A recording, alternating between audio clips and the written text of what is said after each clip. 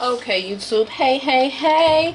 So, you're going to see the design pretty much that I'm going to do with these Timberland boots. I posted a picture up so you can see how the outcome is once it's done.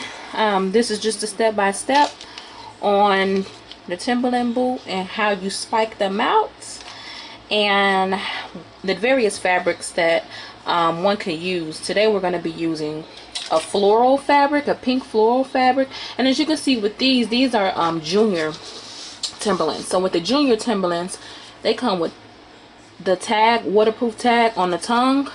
So in order to put fabric on top of these, you're going to have to actually take this off in order for it to sit flat. So I'm going to go through one boot with you today, because doing both boots is going to be extra long. But once you know how to do the boot, one of the boots, then you're good to go with any design, any spike color, anything.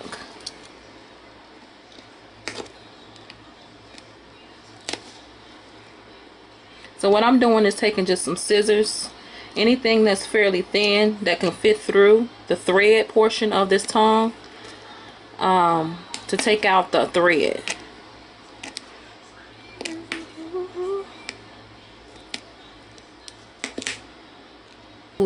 You can get it at Walmart or any arts and crafts store.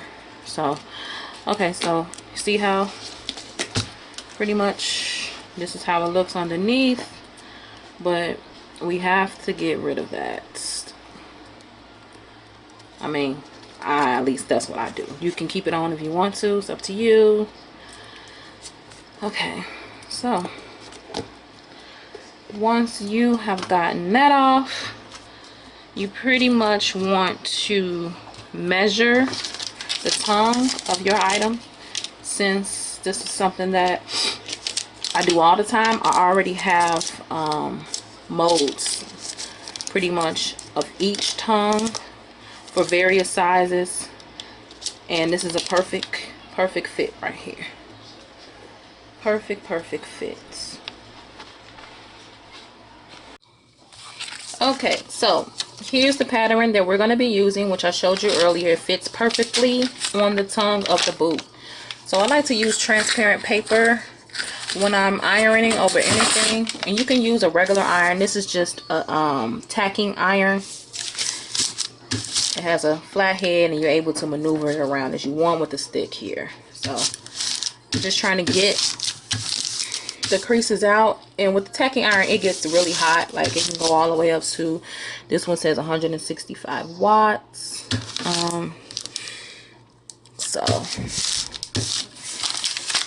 So I put the pattern on the area that I want to cut out. That's going to be displayed on my boot. I try to save as much fabric as I can, but you also want the tongue to look right. You want it to have as much floral as you can, but I have another trick for that.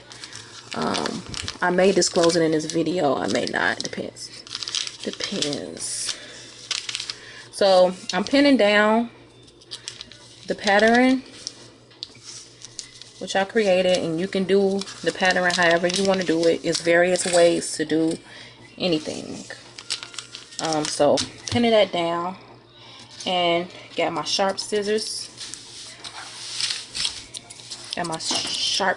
Here, and I'm just going to cut along the pattern. And this is very thin fabric.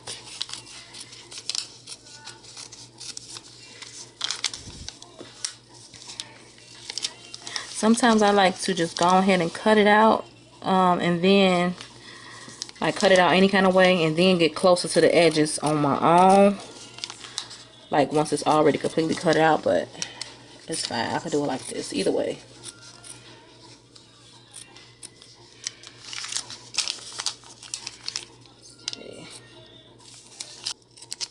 Okay, so I'm going to get around the edges pretty closely to make sure it's very neat. And then we're going to go to the next step. But that's pretty much how the tongues look. And we'll see what's next.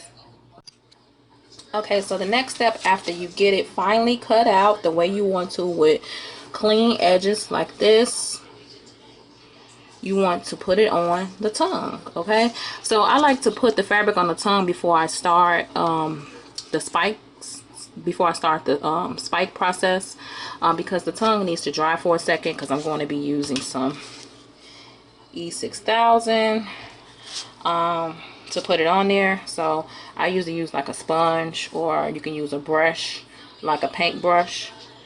And so put it on here. Make sure you move your shoe because you don't want it to get on any other parts of the shoe. So what I'm going to be doing is putting on the back part of the actual fabric.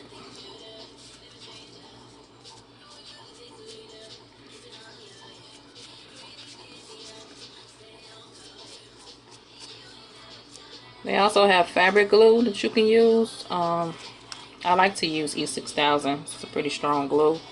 But they do have fabric glue that you can use. I think I got some fabric glue right here. But I'm running out. The clear gel tacky glue, I'm very low on it, as you can see, very low. So I'm using this.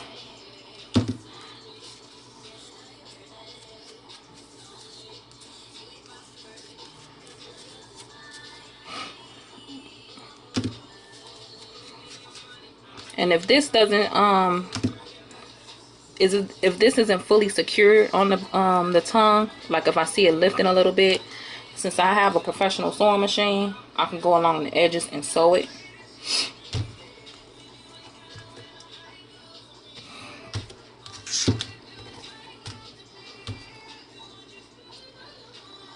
So be careful when putting it on the tongue. So it's gonna have to be like a little working around.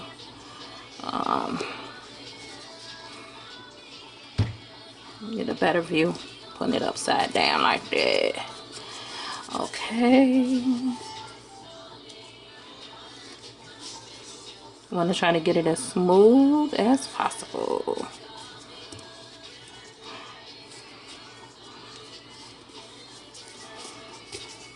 And I want to get the transparent paper, put it down on here, and put a little heat on here. Just a little. Make sure if you're using a tacking iron that it is not fully all the way to the hottest pressure that you have. Make sure it's fairly low in heat temperature, because it could burn the fabric. So make sure it's not all the way up. I like to have it at the kind of 1/4. Okay, so what I want to do, since the glue is still fairly wet, I want to put it in front of a fan, and I want to let it dry for about 20 to 35 minutes. Okay, so I know exactly where I want to put the holes. You can put the holes anywhere that you want, but I already have it count out how many holes I want.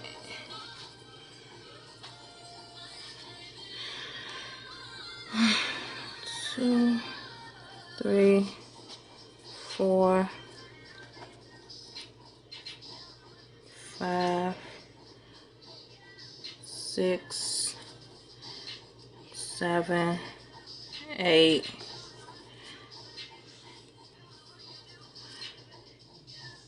8, 9, 10. Typically it's 10 at the very bottom row. So use a pencil because you want to be able to erase any flaws that you have.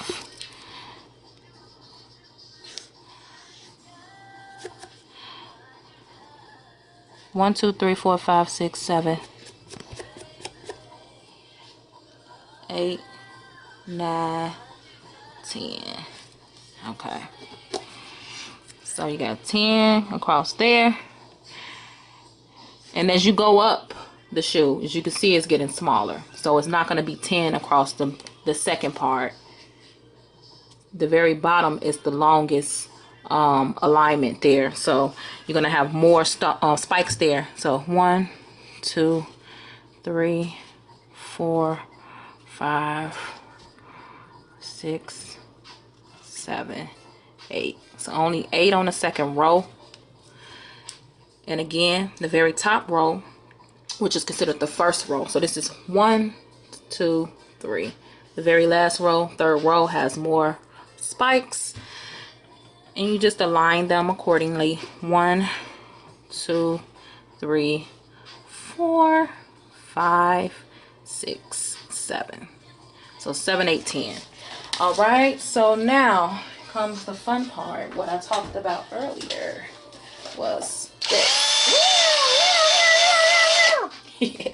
Okay, so now I'm going to shift the way this is, so it may appear differently on the camera, but you want to be very careful when using the drill. You want to wear goggles if you need to wear goggles. I've been doing this for a long time, so I'm pretty used to it. So you go right on top of the mark that you created, and you just drill. Make sure you have a good drill.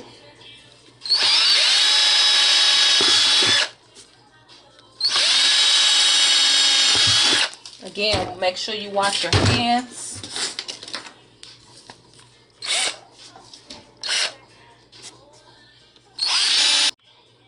So you want to make sure you have a good drill head. And that you tighten it very well.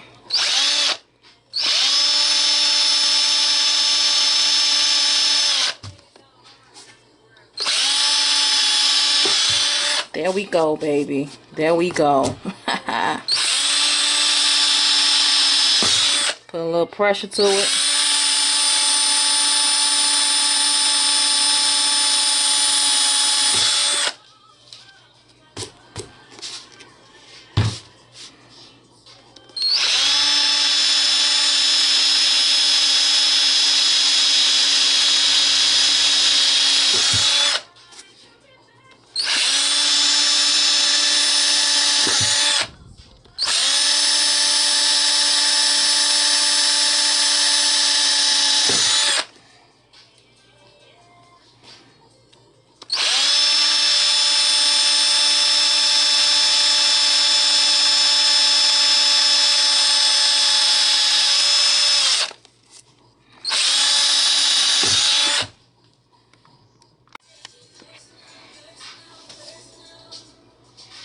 So once you drill holes into the areas that you want, you're going to start adding the spikes. So I'll leave a link to where I've purchased a few of my spikes from. They're 9.5 inch head spikes. They are the pointy spikes.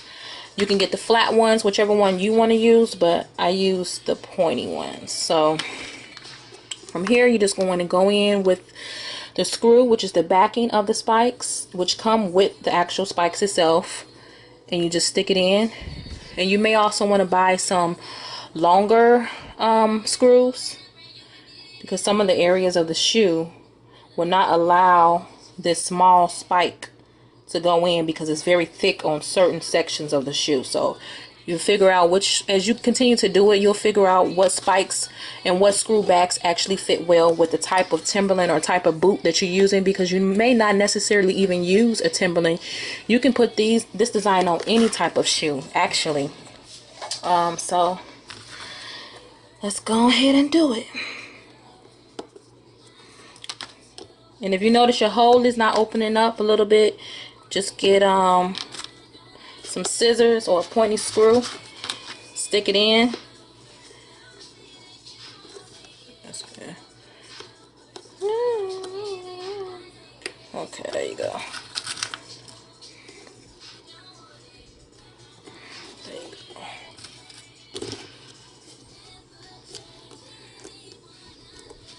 So it's pretty much what you end up doing over the entire shoe, sticking in the screws for the backing.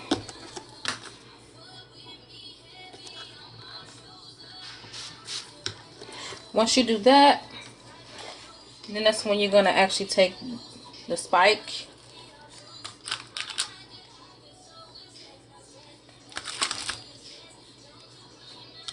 and screw it on.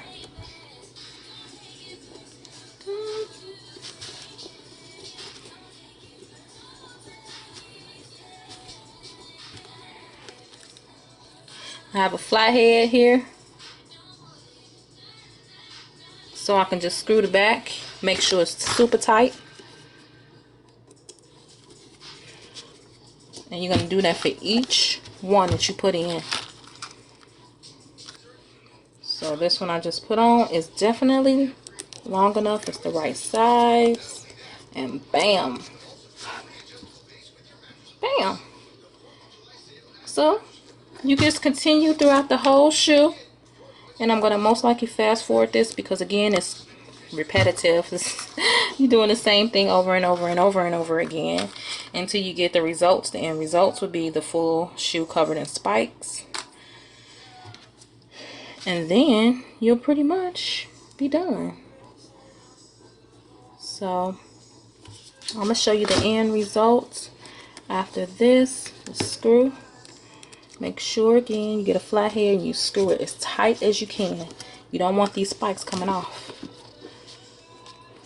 Alright, so we'll see what the finished result is after I finish this shoe. Alright, bye. Okay, so you see the spikes here. Pretty much after you have done filling all the sections, pretty much the holes with the spikes, this is how it will look. It's pretty cool, huh? So you have your custom boot, and whenever you get tired of the floral pink design, you can always take it off, rip it off, and put on a new tongue that match your new outfit. And there you go. DIY on the spiked Timberland boots. You can do this design again with any type of boot that you want. Please give me a thumbs up if you liked the video. If you found it helpful, please leave comments below if you have any issues. We'll also post a link to where to purchase these shoes from if you don't want to do a DIY. And also subscribe to our channel. You can also leave comments at the bottom on designs that you want to see us make. I'm gonna probably start something in August or September of 2018 where you guys get to request what you want, and I can actually do your design on camera and ship you the design. So it's pretty much you get a free design, but you pay for your own material. You pay for all of that, and the only thing you'll pretty much be getting free, which is pretty cool, is a custom design from Eshay. So I'll let you know exactly when we start that. But for the meantime, leave a comment, subscribe, and thumbs up. Thanks for watching.